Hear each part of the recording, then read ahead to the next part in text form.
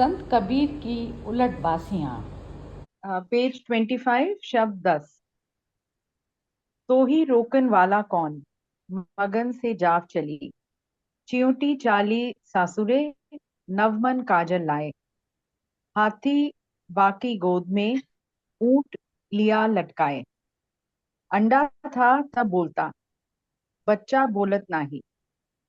षट दर्शन संशय पड़ी, जीवों को गम नाही। पहिले दही जमाइए, पीछे दुहिए गाय। बछड़ा वाके पेट में, माखन हाथ पिकाए। पहिले तो मैं जन्मिया, पीछे बड़ा भाई। धूमधाम से बाबा जन्मे, पीछे मोरी माई। कहे कबीर सुनो भाई साधो, यह पद को अर्थाओ। यही पद को जो बूझे बूझी चलत है, वही मोक्ष पद पाओ। अब भावार्थ। सदगुरु कबीर कल्याण नहीं, ये कल्याण विमि जी, ये इसका ये भी हाँ पढ़ जी, दीजिए, क्योंकि आज सुरेश जी है नहीं ना, तो थोड़ा सा एक्सप्लेन अच्छा हो जाएगा। शब्दार्थ। शब्दार्थ। हाँ। अच्छा ठीक है। शब्दार्थ में तो ही मतलब तुमको, और तुमको में यहाँ पर मनोवृत्ति को एड्रेस किया जा रहा है। चींटी मतलब चींटी, और चींटी में भी मनोवृत्ति। सासुरे मतलब चेतन पुरुष के धाम, समाधि, स्वरूप, परिस्थिति। हाथी मतलब काम वासना। ऊंट मतलब अहंकार। अंडा मतलब मोह से ढका जीव। बच्चा मतलब खुला निर्मोह। दही मतलब सद्बुद्धि।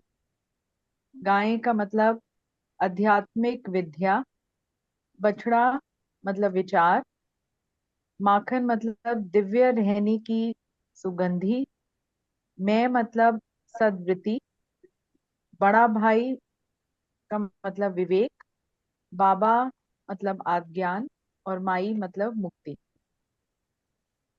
सदगुरु कबीर कल्याणार्थी की मनोवृत्ति को उत्साहित करते हुए कहते हैं कि तुम्हें कौन रोकने वाला है।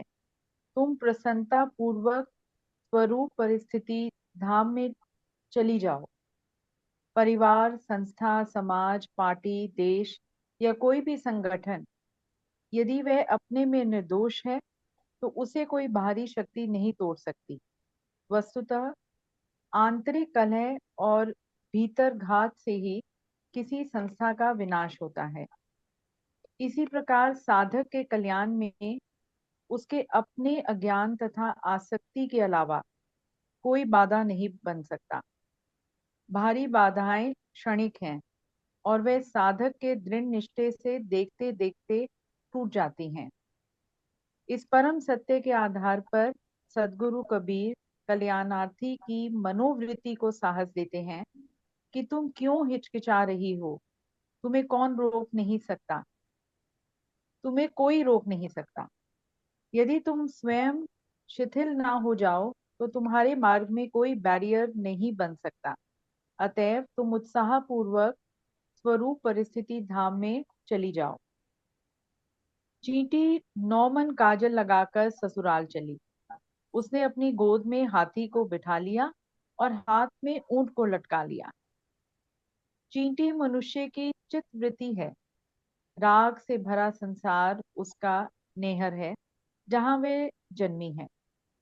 चेतन पुरुष का धाम स्वरूप परिस्थिति उसकी ससुराल है। कुछ मनुष्यों की चित्तवृत्ति इस राग से भरे हुए संसार से उपराम होती है, और ये स्वरूप परिस्थिति धाम में पहुंचकर चेतन पुरुष पति से मिलना चाहती है, परंतु अपने पूर्व अज्ञान तथा आसक्तिवश अपनी आंखों में 9 मन काजल लगाकर पहुंचना चाहती है। काजल है दुर्गुण, दोष एवं पांचों विषयों की लनपटता। 9 मन का लाक्षणिक अर्थ है अधिकता। संख्या के अंक 1 से 9 तक ही होते हैं। उसके बाद शून्य से संख्या में वृद्धि की जाती है। इसलिए अधिकता कि व्यंजना में 9 की संख्या कहने का प्रचलन है। ना 9 मन तेल जुटेगा, ना राधा नाचेगी। कबीर साहिब ने कबीर साहिब ने भी बीजक में अनेक बार 9 की याद की है। 9 मन दूध बटोरी के, टिपके किया विनाश। साखी 100, ये हो गया, मुझे ये नहीं हिंदी की वो नहीं आती। नग्र रहा 9 कोस इत्यादि। हाथी काम वासना है और ऊंट अहंकार। कितने साधक की चित्तवृत्ति मुक्ति धाम को जाना चाहती, परंतु 9 मन काजल लगाकर संसार की सारी लनपटता एवं मलिनता लिए हुए, इतना ही नहीं काम वासना को हृदय में चिपकाए हुए और अहंकार की फांसी गले में लटकाए हुए। तो ये कैसे संभव है?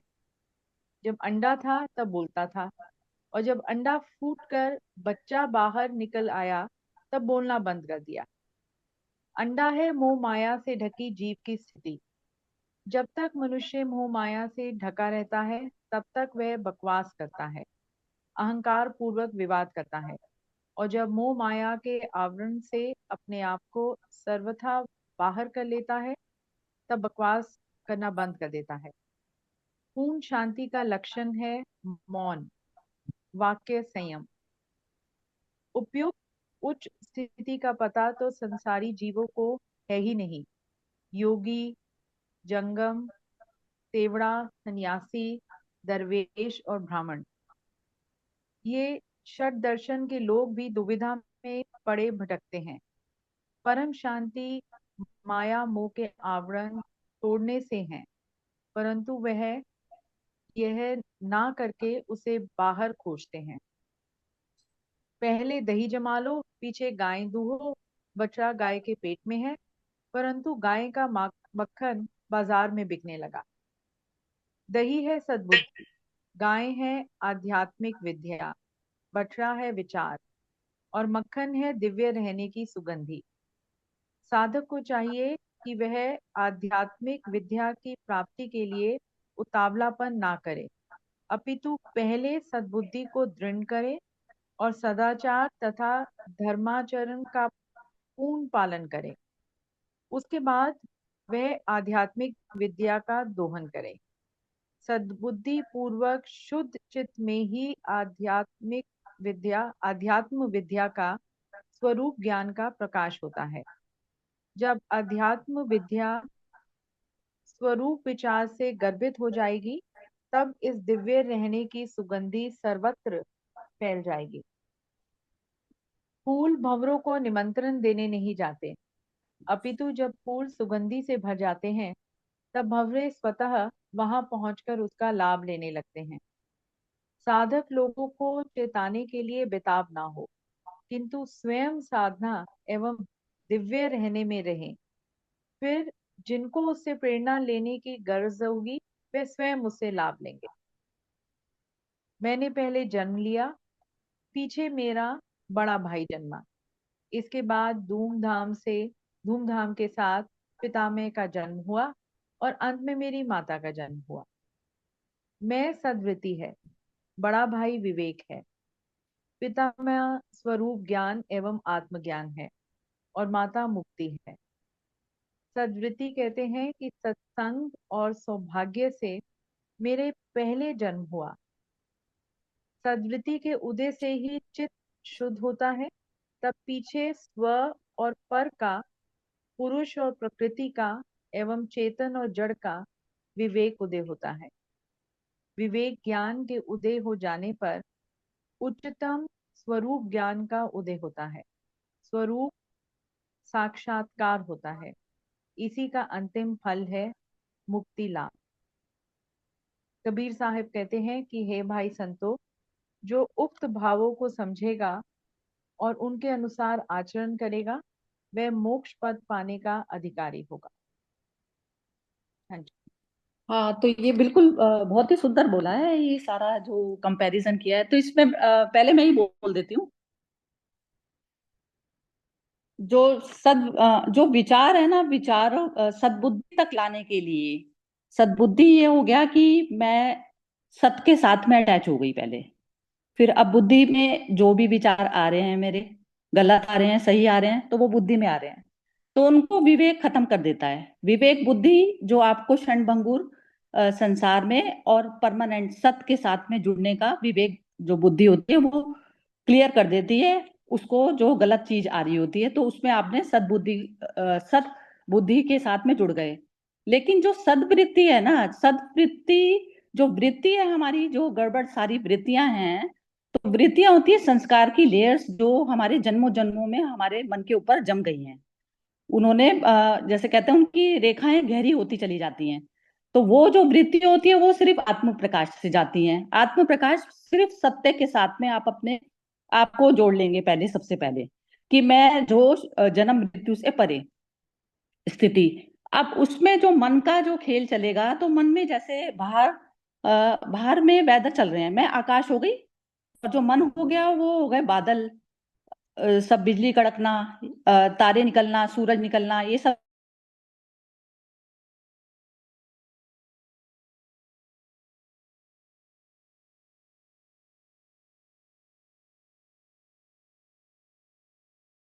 आवाज नहीं आ रही है आपकी सरिता जी। तो उसपे कभी चंद्रमा आया, सूर्य आया, तो ये सारी चीजें जो जैसे, कभी तो मैं नॉलेज में चल रही हूँ, कभी मेरी नॉलेज थोड़ी धूमिल हो जाती है। तो इस प्रकार जो मेरे चिदाकाश वाली जो अवस्था है वो मेरे मन हो गया, तो वो चलता ही रहेगा, वो कभी खत्म नहीं होगा, क्योंकि आपका शरीर है और शरीर के साथ में मन अटैच है। तो आपके अंदर चलेंगी ही वो चीजें। कोई भी बुद्ध पुरुष भी उससे मुक्त नहीं होते हैं, लेकिन उनमें क्या होता है, वो अपने सत के साथ में अटैच होकर वो स्थिर रहते हैं। ईगो जो होती है ना, ईगो सेल्फ जो है, वो हमेशा सत के साथ में उसने अपना तादात्म्य बना लिया कि मैं तो सत्य हूं, और मेरा जो है इनसे कोई लेना देना नहीं है। तो अब क्या होती है, वो फ्री हो जाती है। वो फ्री हो गई, अब वो जो भी डिसीजन करेगी वो अपने सत्य में स्थापित होकर करेगी। सत्य उस अवस्था का नाम है जहां पर मैं जन्म मृत्यु से परे वाली स्टेज में चली गई। तो वो कहते हैं ना, जैसे जब तक आप मन के उसमें, जब तक आपकी ईगो सेल्फ मन के साथ में अटैच होकर करती है, तो आपका जन्म नहीं हुआ, आप अंडे के अंदर हैं अभी। तो उसमें क्या होता है, आपके सारे लिप्तता से आते हैं डिसीजन। अब सत्य क्या चीज होती है, सत्य हो गया प्रकाश, जिसने अंडे के शैल को ही तोड़ दिया। शैल को तोड़ दिया, वो उसने अपने स्वरूप को जान लिया, तो स्वरूप में स्थिति हो गई उसकी, स्वरूप में स्थित। तो जब तक हमारी जीवन यात्रा है, जब तक ये शरीर है, तो हम जब इस प्रकार से सत्य के उसमें चलते हैं, तो अब जो भी कोई चीजें मन पर हमारे आती हैं, तो हम पहले, हमें डिटैच भाव करना पड़ेगा उसके साथ। और फिर उसको जो है डिसाइडिंग फैक्टर हमारा जब सत्य होगा ना, सत्य होगा जब डिसाइडिंग फैक्टर, तो फिर हमारे को ना कर्मों का दोष लगता ना कुछ लगता। तो हाथी जैसा, जैसे हाथी जैसी कामनाएं और ये सब जो चीजें हैं, ये सब तभी ही उसके अंकुश में चलेंगी जब आपको अपने सत्य स्वरूप से जब आप अटैच होंगे। तो ये चीज बता रहे हैं। अब उसमें जैसे ये कहते हैं कि आपने बिना विवेक बुद्धि से लिया, आपके मन ने कहा कि मैं शॉपिंग कर रहा हूँ, और आपने शॉपिंग 50-60 हजार की शॉपिंग कर लाते हैं, और आपके क्रेडिट कार्ड में पैसे नहीं है और ना आप पे कर सकते। तो आपने मन की तो कर ली, लेकिन मन की पूरी करके और फिर बाद में जो लाइबिलिटी आपके ऊपर आ गई, तो वो चीज में तो आप अटैच हो गए ना। तो बस इस प्रकार से हमें सारे डिसीजन अपने जिंदगी के लेने होते हैं। जब हम सत्य में स्थापित, एक तो कर्मों का दोष नहीं लगता उसमें, और दूसरा जो होता है, हमारे डिसीजन जो है ठीक होते हैं, कि जिसमें हमें पछतावा नहीं होता बाद में। बस यही सिर्फ हाथ में है जो हम इस तरीके से जी सकते हैं। तो सत्व में जीना उसको कहते हैं। सत्व मतलब हमेशा ज्ञान में जिए, आप अपना आगे पीछे सब कुछ देखें, कि कोई भी चीज जो आपको करने के बाद में पछतावा तो नहीं होगा उसका। तो ये चीज जो है आपको हमेशा पहले करने से पहले सोचनी पड़ेगी, क्योंकि तीर निकल जाएगा तब उसका कोई सोल्यूशन नहीं है। तो ये चीज जो है भगवान इन्होंने, कबीर ने इस प्रकार से जो भाई बताया, ये सब बताया, तो लास्ट में जो है अपना जो सत्य के साथ में जो अटैच होकर जब मनुष्य अपनी जिंदगी जीता है, तो वो बादल मन पर आ रहे हैं जा रहे हैं, उनसे आप परेशान ना होएं। थोड़ी सी देर आप शांति से बैठेंगे, तो आपके बादल अपने आप क्लियर होते हैं। तो वो चीज जो है, ये हमें बार बार पॉज लेकर, या फिर आप कह दीजिए ध्यान अवस्था में जाना। तो लेकिन हमें करंट में करनी चाहिए इसका अभ्यास, हमारे को 24 आवर्स जो है चलना चाहिए। अदरवाइज तो आप फिर उसमें माया, माया जाल वही चीज है कि माया कुछ बिगाड़ती नहीं है कुछ भी। माया मतलब ये हो गया कि मैंने सोचा इस चीज में मुझे आनंद मिलेगा, और मैंने ये करके गुजर गई मैं ये काम से। जैसे मुझे गुस्सा करने में कि ये तो दूसरा इंसान मेरे गुस्सा करे बिना सुधरेगा नहीं, तो मैंने उस समय कर दिया। तो वो मेरा जो है, मेरी वृत्ति ने वो डिसीजन ले लिया मेरे बिहाफ पर। तो अब वो जो डिसीजन जो ले लिया, तो उस चीज के लिए आप पछताएंगे फिर बाद में। तो माया उसी चीज को कहा जाता है कि जहां पर हम डिसीजन खराब कर जाते हैं, शून्य से डिसीजन नहीं करते, तो वो चीज जो है माया होती है। कि हमको भ्रम हो रहा था कि वो सुधर जाएगा, और पता चलता है कि वो और बिगड़ गया हमारे गुस्सा करने से। तो ये चीज होती है कि बार बार एनालाइज करना पड़ता है हर सिचुएशन को, हर मोमेंट को। हाँ जी, चलिए शुरू करते हैं। सिंह साहब से ही शुरू कर लेते हैं आज तो। हाँ जी, सिंह साहब आप बोलिए। हाँ जी। तो कबीर साहब ने ना मेनली कोई भी डिवोटी या कोई भी व्यक्ति को हमेशा फीमेल की तरह माना है, यानी कि वो फीमेल है। और जो अ, मुक्ति का रास्ता मेल की तरफ जाना है, यानी कि अ, आत्मा की तरफ जाना है, आत्मा को मेल माना गया है।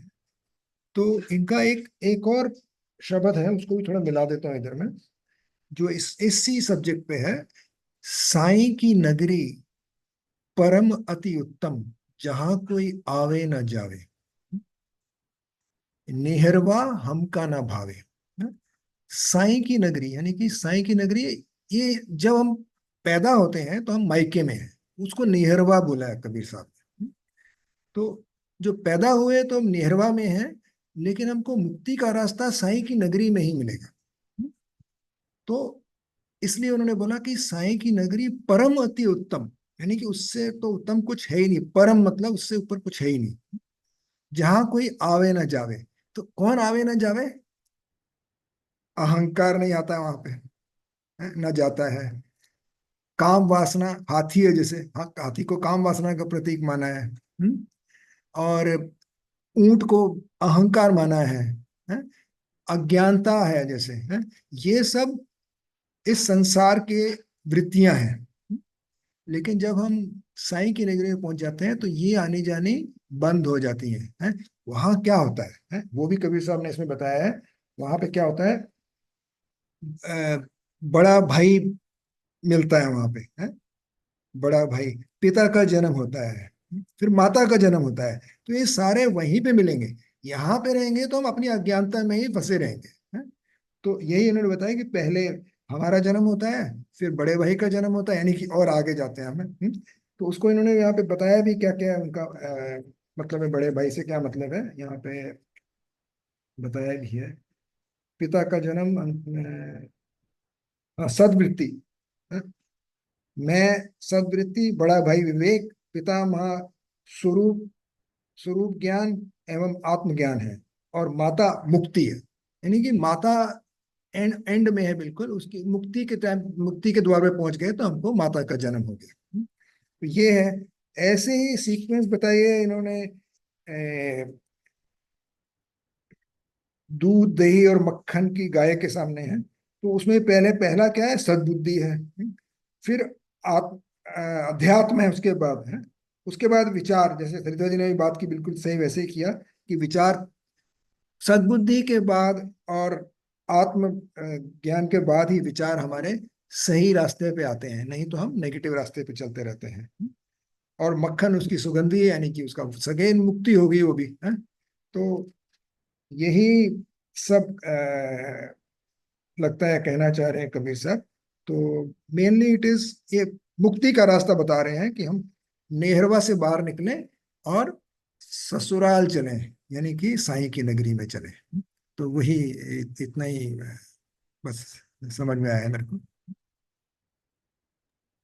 Thank you. हाँ जी, चलिए अनामिका जी बोलिए।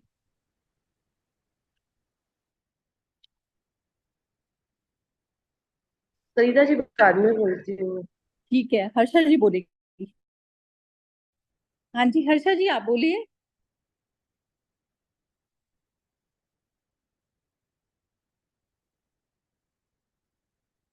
हर्षा जी आपको अनम्यूट करना पड़ेगा। सॉरी। हाँ, हाँ। तो मुझे तो बहुत अच्छा लगा, and this is all part of Sadhana preparation, so we used to do some prayers and meditations when written by the mother, and so same things, these are steps that purify your heart, and purify your soul. Then only you can meet God. So ये जो steps है, इनका images बहुत ही सुंदर है, जो बहुत graphic है and very clear, that step by step how you can go closer to the truth. So I'm enjoying every moment of it, and the Hindi is so beautiful that I'm enjoying the language also, so much, तो एक दो भजन भी हम लोग सीखे थे जब छोटे थे तब, means after my marriage of course, the teachers to come to teach us, and in that one Kabir says, Hari बिन मेरे मनवा अपना कोई नहीं, so now, when you understand that, we used to never understand that so much, but now we feel that what is the Lord is the most important factor in our life, and we have to revolve every minute, and one nice saying is there, that there's no holiday in the spiritual consciousness. So this is a 24-hour job to introspect, to see where we are going and how we are living our life. So I'm very happy to get this opportunity to listen to all these invaluable shlokas, dohas. They're very beautiful, I'm really grateful. Thank you so much. And this is what the essence I got. But the imagery is so beautiful, I don't think so I can do justice to any of it, But it is very nice. Thank you so much. ये हर्षा जी, आपने इसको बोला ना कि जैसे pure करना है अपने आप को, मेरी हाँ, अपनी समझ ऐसा कहती है कि जो रियल सेल्फ है वो हमेशा हमेशा प्योर ही है। ये yes. माइंड को डिसॉल्व करते ही आप प्योर सेल्फ में एस्टेब्लिश हो जाते हैं। हाँ, डिसोल्यूशन ऑफ द माइंड, मतलब वो जो है destination of the soul. yes, yes. एक लाइन शेरबिंदो में आती है, from his book Savitri, Savitri is his epic poem, which is is a journey into consciousness. So one line he says, "Annul thyself, that God may be." अपने को मिटा दो तो भगवान प्रकट अपने आप हो जाएंगे। तो ये मुझे वही लाइन याद आई जब ये सब मैं सुन रही थी ना तब।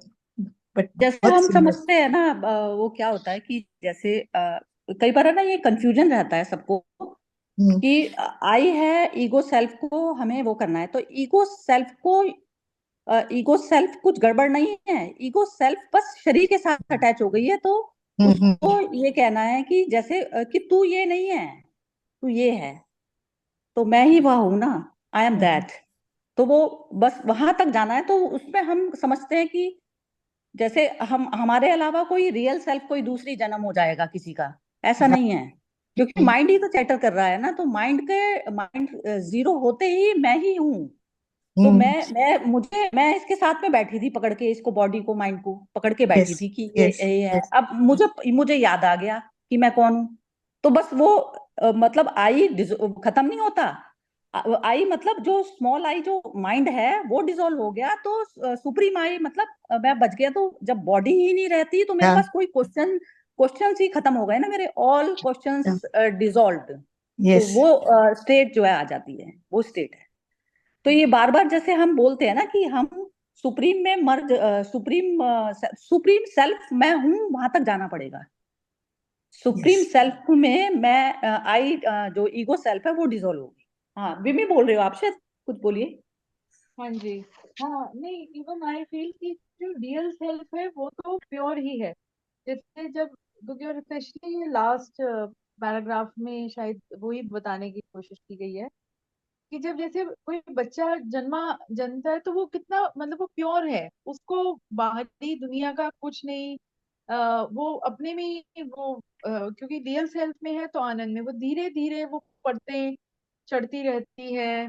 उसमें वहीं पर वो बड़ा भाई आ गया, पितामह आ गया, तो वो फिर देन वो जो हर्षा जी कह रही है कि ये जर्नी है, वो आपकी आप एक प्योर सेल्फ में पैदा हुए हो और वापस अपने प्योर सेल्फ, तो पूरी हमारी जो यहाँ पर जीवन है तो उसी में है। Your introspecting, your refining your self, अपना शुद्धिकरण ही है। और as she said there is no holiday towards that. तो वो क्योंकि सांसारिक जीवन में हमारी परतें चढ़ती जा रही हैं और हमको हमारी कोशिश होनी चाहिए कि उन परतों को हम उतारते रहें और वो वही रियल सेल्फ में आए। और पहले में जब वो कह रहे हैं कि पहले पैराग्राफ में, यदि तुम स्वयं शिथिल ना हो जाओ तो तुम्हारे मार्ग में कोई बैरियर नहीं बन सकता। तो मतलब वही कबीर साहब इंस्पायर कर रहे हैं। और यहाँ पर मुझे वो आता है कि ना तुम ही अपने जो हमने गीता में पढ़ा था, तुम ही अपने मित्र हो, तुम ही अपने शत्रु। तो everything begins with you only.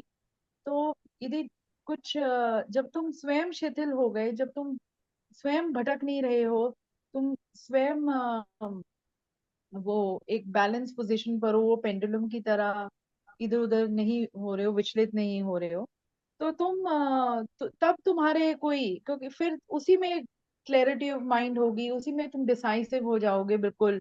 और क्या आगे का एक्शन होना चाहिए, उस परिस्थिति में क्या एक्ट करना चाहिए, तो तुम्हारी सोच भी वहीं पर, तुम्हारी सोच रिफाइन हो गई, क्योंकि तुम बाहरी चीजों से इतने विचलित नहीं हो रहे हो। तो वो जो हाइपरनेस या अग्रेसिवनेस नहीं आएगी, क्योंकि तुम शांत मन से कोई भी स्थिति को एनालाइज कर रहे हो और देन रिस्पॉन्स दे रहे हो। मतलब यू आर नॉट रिएक्टिंग, एकदम एक्शन और रिएक्शन नहीं हो रहा। तुम एक बहुत इन्फॉर्म डिसीजन लोगे जब तुम्हारा शांत मन होगा।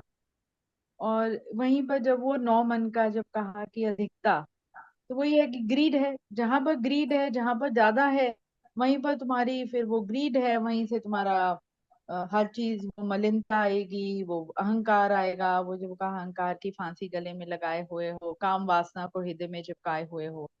तो जब ये सब कुछ रहेगा तो कैसे संभव होगा कि तुम जो मतलब मन की कुरीतियों का ही वो, हमने ये जो बढ़ते चढ़ती जाती है संसारिक जीवन में रह के, जिसमें हमारी ग्रीड भी आती है, वो नौमन का आ गया, तो अधिकता का, तो वो ये सब हमारा कोशिश होनी चाहिए कि वो हटाने की। और एक मुझे इसमें लास्ट में जब है कि बेताब ना हो, अ, हाँ, साधना, साधक लोगों को चिताने के लिए बेताब ना हो। अब यदि आपने कुछ अचीव भी कर लिया है, या और यदि आपके पास ठीक है ज्ञान भी है और वो है, आजकल क्या है कि लोग वो ज्यादा अपना, जैसे वही हर चीज दिखाने में या बांटने में, वो कह रहे हैं कि जो साधक होगा उसकी दिव्यता या जो ऑरा है वो अपने आप ही लोगों को टच करेगी। तो ये नहीं कि तुम्हें जोर जोर के चिल्ला चिल्ला के उसके बारे में बोलना है। तो बेताब ना हो, किंतु स्वयं साधना एवं दिव्य रहने में रहो। फिर जिनको उससे प्रेरणा लेने की गरज होगी, वे स्वयं उसे लाभ लेंगे। तो मतलब ये वही है कि आप दूसरों को चेंज करने की जगह, मतलब कोई आप गलत चीज देख लो तो आप बार बार ये कि जी ऐसे होना चाहिए, this is right, this is वो, तो हम वहां पर ही अपना वो ज्ञान देके, तो वहां पर वही वो गांधी जी की बात आ जाती है कि be the change you want to see in the world. तो अपने आप का अ, अपने आप में बदलाव और अपने आप का शुद्धिकरण के ऊपर फोकस करने की ज्यादा जरूरत है। और फिर जब तुम अपने आप हो गए, तुम्हारी ऑरा से इंस्पायर होके, मतलब और यू, वो कहते हैं ना कि be the example and then the others will emulate. तो तुम्हें नहीं कि कहना कि किसी को कि तुम इस फुट स्टेप को फॉलो करो, और वहां पर भी फिर तुम्हारा अहंकार आ गया, यदि तुमने कुछ अचीव भी कर लिया और फिर तुम उसी का गुणगान गाए जा रहे हो, होगा वो अपने आप उससे इंस्पायर होंगे। तो ये मुझे इस लाइन से समझ आया। तो हर बहुत जगह अपने ऊपर है, अपना मतलब स्वरूप साक्षात्कार होता है, और वो ही फिर अंतिम फल है मुक्ति लाभ। मुक्ति मतलब आप फिर दिन बिल्कुल फ्री हो गए, मतलब आप खाली हो ना बिल्कुल, तो वो मुक्ति है। खाली मतलब कोई आप बैगेज नहीं है, बर्डन नहीं है। वही जो आप कह रहे थे, बादल, कोई बादल बिजली कुछ नहीं, शांत मन, बहुत ही अपना है सुंदर। शुद्धिकरण बस। अच्छा बोला है, बिल्कुल बढ़िया बोला है। समझ तो सबको आया हुआ है, ऐसा नहीं है। थोड़ा सा, चलो अभी लास्ट में बोलूंगी मैं, थोड़ा सा मेरे को अभी और बोलना है। चलो ये ठीक है, ये कौन बोलेगा? मोना, मोना बोलिए। हाँ जी, मुझे ये बोलना है कि ये मतलब समय रहते ही मतलब अपने वो मतलब इसमें मतलब ध्यान मतलब उसमें रहना भी, जैसे आपने बताया ना, भी कोई मन भटक जाता है, लेकिन उस चीज पे मतलब ध्यान रखना कि मेरा मन भटका हुआ है, इसे मैंने शांत रह के अपने मन को फिर शांति में लाना है। इस चीज का होश मतलब होना चाहिए, हर समय होना चाहिए। मतलब टाइम वो मतलब भटक जाता है मन सिचुएशन के हिसाब से, लेकिन फिर वो मतलब दिमाग में होना चाहिए कि मेरा मन भटका हुआ है, इसे मुझे फिर सेंटर पे लेके आना है। इस चीज का होश हमेशा रहना चाहिए, उसमें खोना नहीं चाहिए सिचुएशन में। हाँ बिल्कुल ठीक है, बढ़िया बोला बिल्कुल। हाँ जी नीलम जी बोलिए। नहीं, अभी कुछ नहीं बोलना, सुनना है। जय श्री कृष्ण। अच्छा ठीक है, पूर्णिमा जी बोलिए। हाँ जी। बहुत ज्यादा नहीं, आई थिंक सबने कवर कर लिया है अपने तरीके से। मुझे लगता है ये सब कुछ जो है ना, ये ऐसा होना चाहिए और हमें ऐसा करना चाहिए। ये हम अपने मन को पकड़ के ना जैसे बहुत फोर्स करते हैं, तो वो dos and don'ts in my understanding doesn't work. ये कैसे सहज भाव से हो जाए, वहां हम कैसे पहुंचे कि आपको वो, जैसे कमल है ना, वो बस खिला रहता है कीचड़ में भी, उसको इफेक्ट नहीं कर रही है चीजें। तो वो कैसे हम उस दृष्टि से देख पाए सब चीज को, तो वो सेंस ऑफ अवेयरनेस और डिटैचमेंट, यही दो बातें मेरे को मतलब रिलेट कर पाती है कि जब आप सेंस ऑफ अवेयरनेस में हैं, हर्षा जी जैसे कहे ना, इट्स अ कॉन्टिन्यूस जर्नी, तो वो रखना है। तब आप अपने शरीर से भी, वो जो ये सारी वृत्तियां हैं तो सब शरीर से ही उत्पन्न हो रही है ना, संसार और शरीर ये सब जुड़े हुए हैं आपस में। तो सेंस ऑफ अवेयरनेस और डिटैचमेंट, तब आपको ये जो ऊंट जैसा अहंकार है वो भी आपको पता चलना चाहिए कि ओ अच्छा देखो, ये ऊंट is now coming up. And हाथी जैसी वासना कि अच्छा नाउ देखो मैं ये जो करने जा रहा हूँ, ये देखो ये तो मेरा वासना, इससे कोई खास लाभ नहीं है। तो बस यही है, सेल्फ चेक और सेंस ऑफ अवेयरनेस डिटैचमेंट के साथ चलते जाना है। बट फोर्सफुली वो होता नहीं है, वो बहुत टेम्पररी है। फिर आपने डंडा मारा तो वो चुप हो जाएगा मन, लेकिन कितना डंडा मारोगे? तो वो मुझे लगता है कि अपने को चेक करते रहना है कि हम अ, अ, उसको क्या एफर्टलेसली कैसे उस पर चलते चलें, effortlessly. But that also comes with practice, एकदम से तो नहीं होगा। तो I also feel that sense of awareness के साथ वो प्रैक्टिस, अभ्यास अभ्यास अभ्यास, ना जैसे गीता में भी बोला गया, अभ्यास से ही हम उसको वैसा बन सकते हैं, सेकंड नेचर जैसे कहते हैं ना, वही हम उसमें मर्ज हो सकते हैं। तो अवेयरनेस के साथ अभ्यास करते रहना जी, बस। बिम्मी जी आपने अनम्यूट कराया, कुछ हाँ बोलना चाह रही हो? जी, हाँ हाँ, वही जो अनामिका जी कह रही हैं कि यही कि मतलब वही ना, कंटिन्यूअस एक अभ्यास। और मुझे लगता है कि जब हम इस तरह से मिलते हैं और ये बातें पढ़ते हैं, सुनते हैं, और क्योंकि हम शायद हम उस पथ पर हैं, all of us in this group, मतलब एक सेंट्रल आइडिया से तो हम पूरी तरह से अवगत है कि हमें कंटिन्यूस प्रोसेस ऑफ रिफाइनेस करना है। तो कभी कुछ ऐसे घटता भी है, वो होता है, अहंकार भी आता है, वासना वाला भी है, ग्रीड है, सब कुछ वो होती है। मतलब हम कुछ अ, हम इसे छूते नहीं हैं। पर ये है कि जब ऐसा हो रहा होता है तो मतलब मेरा अपना जो एक्सपीरियंस है, एक वो अंदर एक घंटी, एक खटक सी होती है, और वो मन में आता है कि हाँ मैंने ऐसा क्यों सोचा, ऐसा क्यों। तो अपने ऊपर अपने को वही है कि वो चेक का आता है। पर फिर भी हम गलतियां करते ही हैं, फिर भी वो बहते ही हैं उस वासना में, और वो कर भी देते हैं। पर इतना जरूर है कि इस सत्संग से हम अपने आप को थोड़ा सा सेल्फ चेक करने में थोड़े से, शायद थोड़ा एक स्टेप आगे आगे हैं। और बस, हाँ, इंट्रोस्पेक्शन चलता रहता है। हाँ हाँ, वो थोड़ा सा हो गया है वो। हाँ, वो रिफाइन हुआ है, इम्प्रूव हुआ है। पर है, अभी भी है, वो सब कुछ है, सब भी, गुस्सा भी है कुछ वो वासना वोसना सब होती है। उससे बाहर निकलना ही है मुक्ति, वो तो कंटिन्यूस चलता ही रहेगा। तो ये इन्होंने जो बोला ना, पूर्णिमा जी ने जो बोला है, ये ये मेरे को ऐसा लगता है ना, बिल्कुल रियल पिक्चर ना सामने ला के देती हम्म, है अपने मन की। हाँ नहीं, बिल्कुल एक्चुअल में नहीं। यही है। हर हाँ सिचुएशन में कभी हम बहुत अच्छे हो जाते हैं, कभी हम वही जलन से भी हो रहे होते हैं, हाँ हाँ किसी हाँ, चीज को देख के वो होता है वो। सब कुछ होता है। और ना भी पता ही है, ऐसा नहीं होता कि हमारा क्लियर हो जाएगा इसमें ना। पता है बिम्मी जी क्या चीज अप्लाई होती है, कि जैसे मेरे पास में 1000 रुपीज हैं, तो मेरे को 100 रुपए की वैल्यू पूरी रहेगी। 100 रुपए मेरे खो जाएंगे तो मैं बेचैन रहूंगी इसके लिए। लेकिन ऐसे ही मेरे पास कल कई मिलियन जो है मेरे पास डॉलर्स या रुपीज हो जाते हैं, तो उसपे मेरे लिए 100 रुपीज कुछ मैटर नहीं करेगा।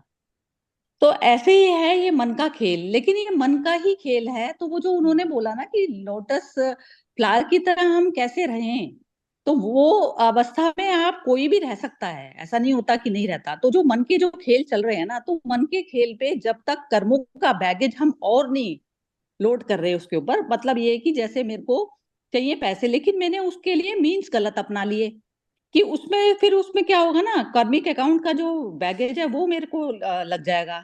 लेकिन जहां तक सेल्फ की जो बात आती है, तो उसमें जैसे मैंने यदि मन से मैंने कुछ चीज खराब नहीं करी, किसी के लिए भी नहीं करी ना, इवन अपने लिए करी, मैंने कोई गलत मीन्स से कमाया नहीं, कुछ नहीं करा, तो वो क्या होता है, बॉडी तल पर भी जो भी हम जैसे अननेसेसरी कोई भी चीज जो डालते हैं वो बॉडी करेगी।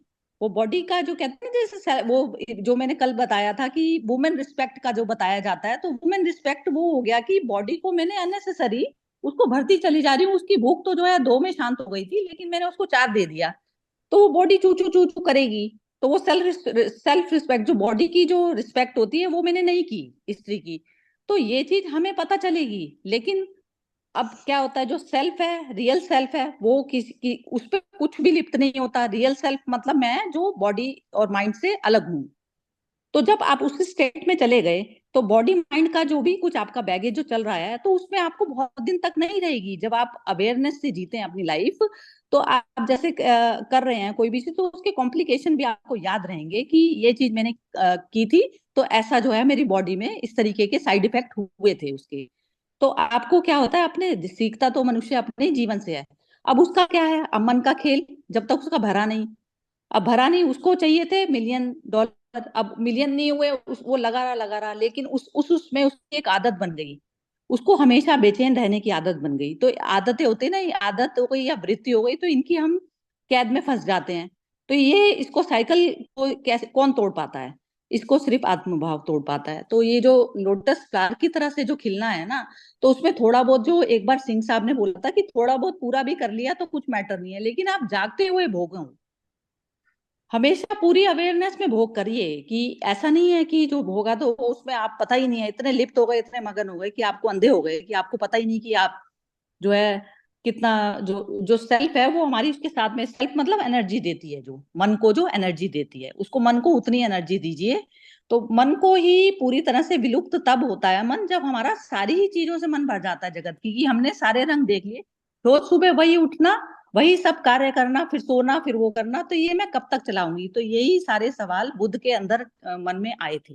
तो इस कारण वो जो है उस पे गए थे। अब चलिए ये जो बच गए हैं उनकी कमेंट सुन लेते हैं।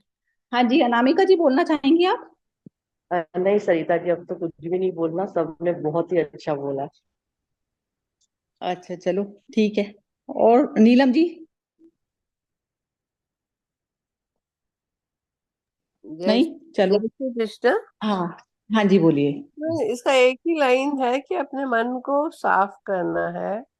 और वो कैसे होगा, अवेयरनेस से होगा। जब हम कुछ किसी अलग दूसरी सिचुएशन में आएंगे और हम नेगेटिव की तरफ जाएंगे, तो अपने को शुद्ध करना है अवेयरनेस के साथ।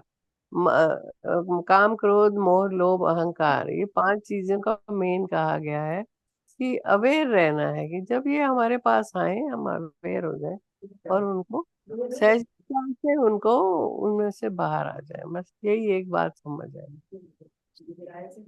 जय श्री कृष्ण। बिल्कुल। मुझे हाँ लास्ट फर्स्ट लाइन के बारे में जरा बोलना था मुझे। तोहे रोकन वाला कौन, मगन से जाव चली। तो कबीर साहब क्या बोले, तुझे रोकने वाला कौन है, वो तू खुद ही हो सकता है। दूसरा, किसी की हिम्मत नहीं, अगर तुम अंदर से मजबूत हो, निर्भय हो और निर्वैर हो, अंदर से अगर तुम्हारा भय नहीं है, तो तुमको रोक कोई नहीं सकता है। कोई सांसारिक शक्ति तुमको नेहरवा में नहीं रोक सकती। मतलब नेहरवा से, सॉरी, नेहरवा से मायके जाने में, सॉरी, नेहरवा मायके तो एक ही हो गया। नेहरवा से साईं की नगरी जाने में कोई रोक नहीं सकता है। मतलब रोकने वाले तो तुम ही है। जैसे हमने गीता में पढ़ा ना, तुम ही, हम ही अपने दुश्मन और हम ही अपने दोस्त हैं। तो ये हमारे ऊपर ही है सब। तो हमको अगर रुकावट है तो हमारी अपनी रुकावट है, ना कि किसी और ने रोक रखा है। और हम सही रास्ते पे हैं तो कोई रोक सकता भी नहीं है? किसी की हिम्मत नहीं कि रोक सके, अगर हम सही रास्ते पे चल रहे हैं। तो मगन से जाव चली है, तो मगन होके चलते चलो साईं की नगरी की तरफ। तो यही मतलब मेरे को याद आया, फर्स्ट लाइन काफी इंपॉर्टेंट लगी मेरे को। ये नॉर्मली क्या है, रोक, अ, हम सोचते हैं कि उसकी वजह से ये नहीं हो रहा, वो उसकी वजह से ये नहीं हो रहा। वो नहीं है, हम अपनी वजह से है जो है।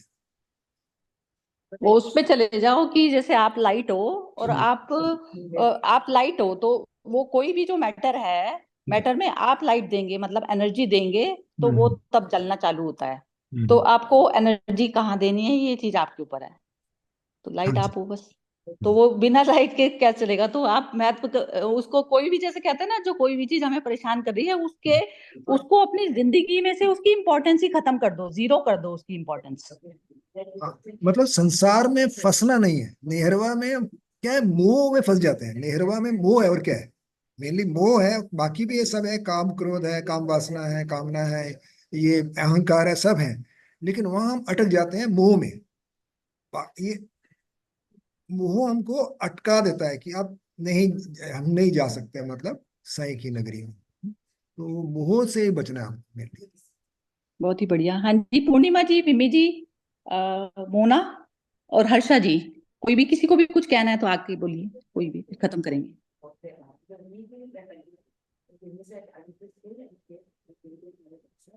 हाँ जी, हाँ मेरे ख्याल से नहीं हो गया बहुत। ठीक है, हाँ हो हाँ गया ना? हाँ, काफी अच्छा एक्सप्लेन हुआ वैसे आज, बढ़िया हो गया। ठीक है, तो चलिए खत्म कर देते हैं फिर आज का सेशन। ओके। तो मंडे फिर गीता होगी, तो गीता में मिलते हैं फिर 8:44। ठीक है, हाँ। ओके जी, जय श्री कृष्णा। जय जय श्री कृष्ण। श्री जय श्री कृष्ण।